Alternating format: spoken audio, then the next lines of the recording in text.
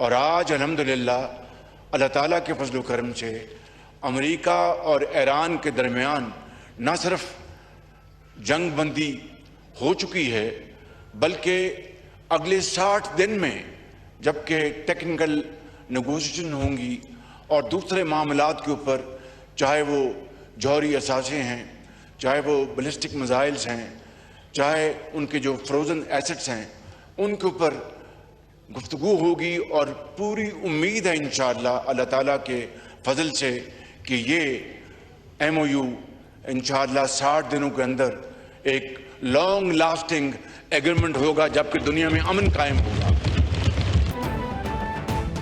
امریکہ اور ایران کے درمیان جنگ بندی ہو چکی ہے۔ سوئٹزرلینڈ میں اہم تکنیکی مذاکرات ہوئے۔ وزیر اعظم شہباز شریف نے قومی اسمبلی سے خطاب میں کہا، پاکستان کی ثالثی کی کوششوں سے آئندہ 60 دن کے لیے روڈ میپ پر اتفاق ہو گیا۔ 60 دنوں کے اندر طویل المدتی معاہدہ ہونے کی امید ہے۔ معاہدے سے پوری دنیا میں امن قائم ہوگا۔ امن مذاکرات دیرپا معاہدے کے لیے مددگار ثابت ہوں گے۔ عالمی برادری پاکستان کے بے مثال کردار کی معترف ہے۔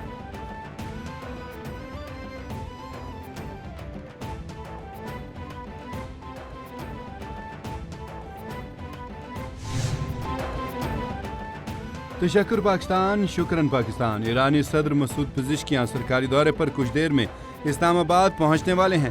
ترجمان دفتر خارجہ کے مطابق مسعود پزشکیاں اعلیٰ سطح کے وفد کے ہمراہ پاکستان آ رہے ہیں۔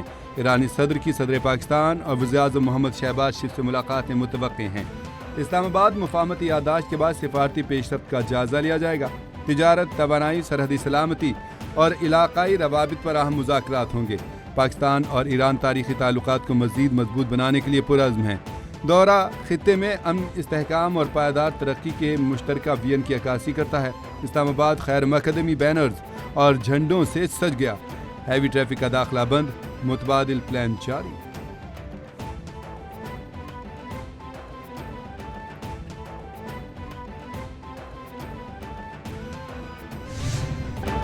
ایران معاہدے پر قائم نہ رہا تو وہی کروں گا جو مجھے کرنا ہے۔ ہم مذاکرات کر رہے ہیں، دیکھیں گے معاملات کیسے چلتے ہیں۔ ایران جب تک ہمارا احترام کرتا رہے گا کوئی مسئلہ نہیں ہوگا۔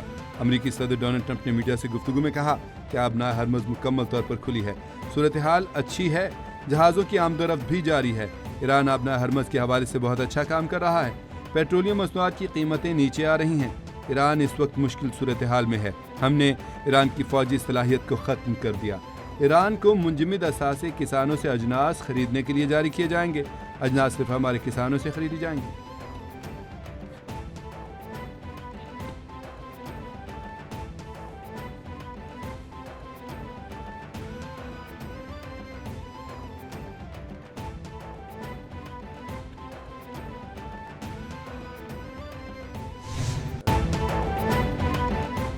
جوہری مقامات پر آئی اے ای کے ساتھ معائنہ کاروں کو آنے کی اجازت دینے کا کوئی ارادہ نہیں۔ آئی اے ای کے انسپیکٹرز کے ایران آنے کا کوئی واضح شیڈول نہیں۔ ترجمان ایرانی وزارت خارجہ اسماعیل بقائی کہتے ہیں، جنگ کے خلاف ہمارا رد عمل استقامت، وقار اور فخر کی داستان ہے۔ صہیونی قابض ریاست کے لبنان پر حملے پوری دنیا دیکھ رہی ہے۔ لبنان سے متعلق امریکی وعدے واضح ہیں، کوئی سوال ہی پیدا نہیں ہوتا۔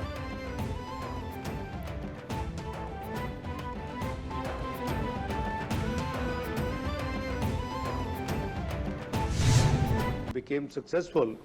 First we got the ceasefire done, and then on 10th and 11th of April there were 21 hours of long marathon session between US and Iran in Islamabad. It was 21 hours continuous dialogue with 6 rounds and intervals for consultations, and after that they decided to go back to their capitals and discuss further with their leadership. Iran uranium باہر بھیجنے کے بجائے افزودگی کی سطح کم کرے گا۔ نائب وزیر اعظم اسحاق ڈار نے عرب میڈیا کو انٹرویو میں کہا، ایران پر پابندیاں فوری ختم نہیں کی جا رہی۔ امریکہ ایران کے برگن اسٹاک مذاکرات چند روز قبل شروع ہو سکتے ہیں۔ لبنان پر اسرائیلی حملوں نے مذاکراتی عمل کو شدید متاثر کیا۔ آبنائے ہرمز سے جہاز 60 روز تک بغیر کسی ٹیرف کے گزر سکتے ہیں۔ جوہری پروگرام، پابندیوں اور منجمد اثاثوں پر ورکنگ گروپ سرگرم ہیں۔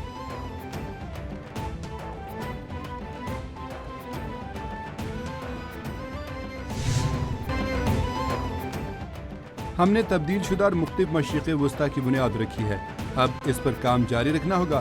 स्विट्जरलैंड में गुजारे 36 घंटे बहुत नतीजा खेज रहे। अमेरिका रवानगी से पहले एयरपोर्ट पर नायब सदर जेडी वेंस की मीडिया से गुफ्तगू। जंगबंदी बरकरार रखने के लिए हम इत्तेहादियों, इसराइलियों, खलीजी ममालिक सबके साथ मिलकर काम कर रहे हैं। ईरान ने बहुत अरसे बाद हथियारों, जौहरी प्रोग्राम के मुआयनाकारों को आने की इजाज़त दी है।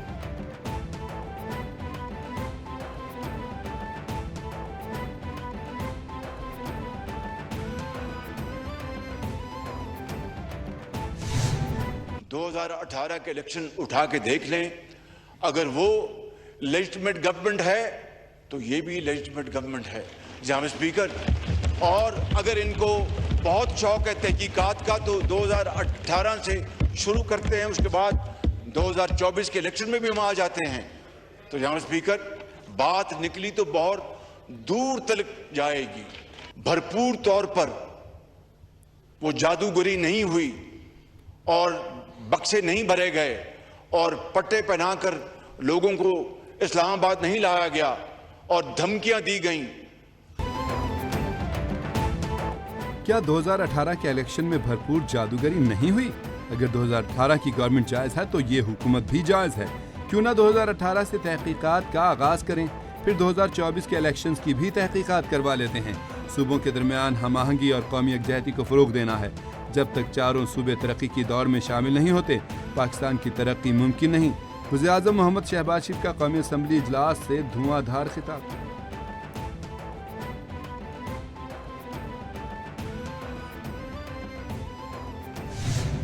जनाब स्पीकर, ये फ्रीजिंग का पावर कहीं भी नहीं होना चाहिए।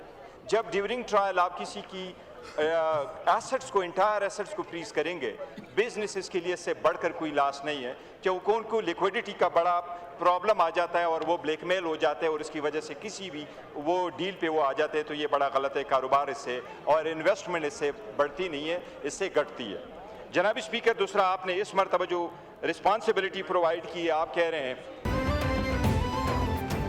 फेसलेस ऑडिट सिस्टम बनाया जा रहा है जो कामयाब नहीं होगा। जो मेरा ऑडिट करता है, मेरा हक है कि उसे कह सकूं कि ये मुतासिब है। चेयरमैन पीटीआई बैरिस्टर गौहर ने कौमी असम्बली में इज़हार ख्याल करते हुए कहा, पूरी दुनिया में लिविंग स्टैंडर्ड का रखा जाता है। इंडिया, कनाडा, यूके ने इनकम टैक्स रेट कम कर दिए। इनकम टैक्स कम से कम 3.6 बिलियन से ज़्यादा इनकम पर लगना चाहिए।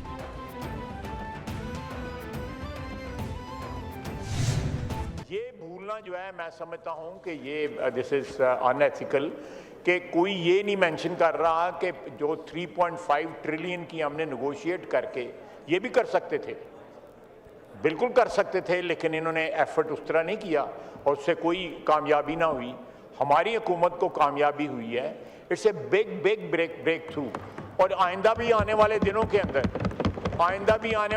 के अंदर हमारा ये एफर्ट जारी रहेगा। वज़ीर-ए-आज़म ने अपोजिशन अरकान की नशिस्तों पर जाकर मुसाफा किया।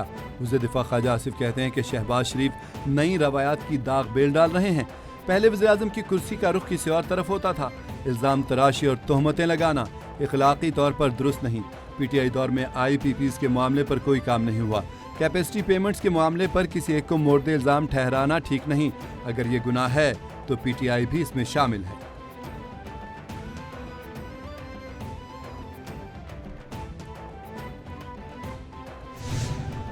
Replenishment containing artificial sweetener or sugar or both not exceeding 5g/100 ml.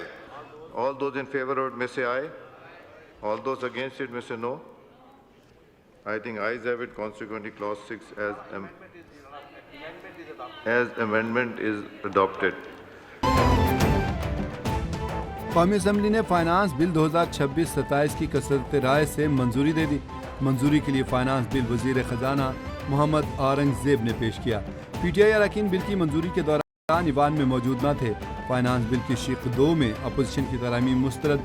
JUI की शाहिदा बेगम की 1000 सीसी गाड़ियों पर टैक्स 20,000 से कम करके 10,000 करने की तरमीम मुस्तरद। फाइनेंस बिल की शिक 4 में आलिया कामरान की तरमीम कसरत राय से मुस्तरद की गई।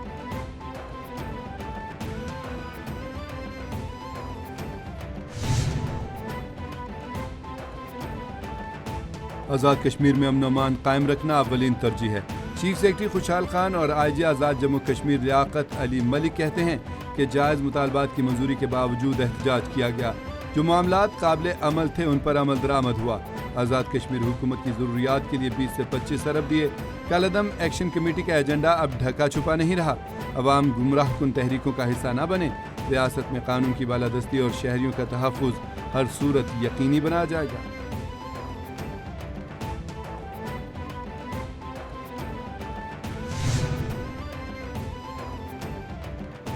بلوچستان کے ضلع پنجگور میں سیکیورٹی فورسز کی بروقت کارروائی، دہشت گردی کی بڑی سازش ناکام بنا دی۔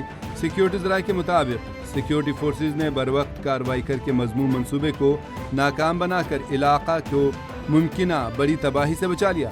بھاری مقدار میں اسلحہ اور مواصلاتی مواد برآمد کر لیا۔ آپریشن کے دوران گاڑی سے 4 راکٹ فیوز اور متعدد IEDs قبضے میں لے لی گئیں۔ دھماکہ خیز مواد کسی ممکنہ بڑے دہشت گرد حملے میں استعمال کیا جانا تھا۔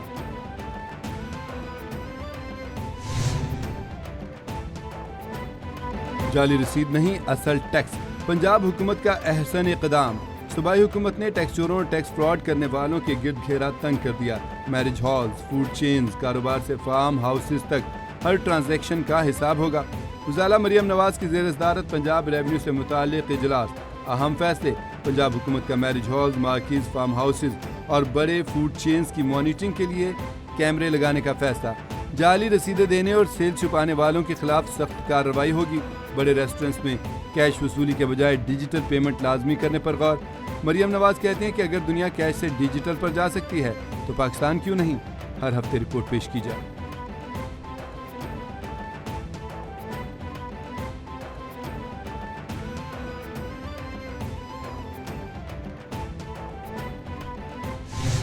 مودی کی ناقص حکمت عملی، منی پور میں خانہ جنگی کے شدید خطرات۔ بھارتی جرید ہندوستان ٹائمز کے مطابق منی پور میں جاری بدترین نسلی فسادات 1990 کی دہائی جیسی خانہ جنگی کی طرف بڑھ رہے ہیں۔ ہمسایہ ممالک کے اندرونی معاملات پر پروپیگنڈا کرنے والا بھارتی میڈیا منی پور کی تباہی پر مکمل خاموش۔ مودی کی نااہلی کے باعث یو کھرل میں قبائلی تنازع 50 گھروں کی تباہی اور 20 ہلاکتوں کا سبب بن گیا۔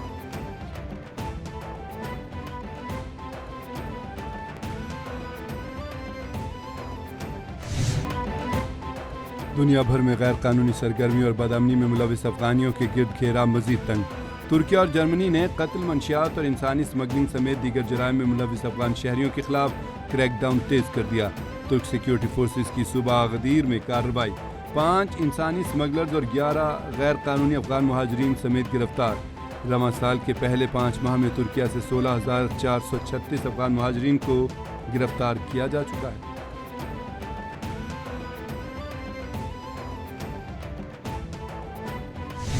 اور لیونل میسی کا نیا ریکارڈ، فیفا ورلڈ کپ میں سب سے زیادہ گول کرنے والے فٹ بالر بن گئے۔ میسی کا آسٹریا کے خلاف میچ کے 33ویں منٹ میں شاندار گول۔